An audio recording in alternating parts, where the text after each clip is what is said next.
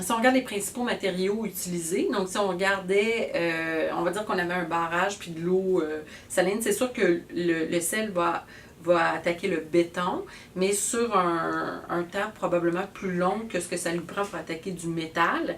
Maintenant, nos conduites de distribution d'eau potable sont majoritairement en métal.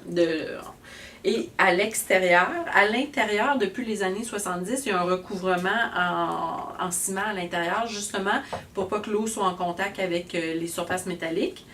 Mais quand on parlait tantôt, l'eau qui s'infile dans le sol, qui s'en va rejoindre la nappe phréatique pour avoir un effet à l'extérieur des conduites métalliques. Donc, ça crée de la corrosion.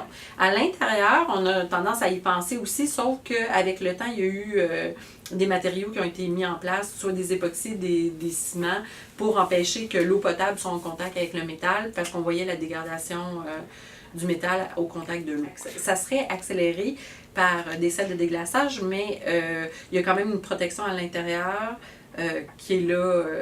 Maintenant, je dirais, il y a une très longue période du baby-boom des années 60 où on a construit beaucoup d'infrastructures de distribution d'eau jusqu'au début des années 2000, donc un 40 ans où c'était loin des yeux, loin du cœur, loin de la pensée.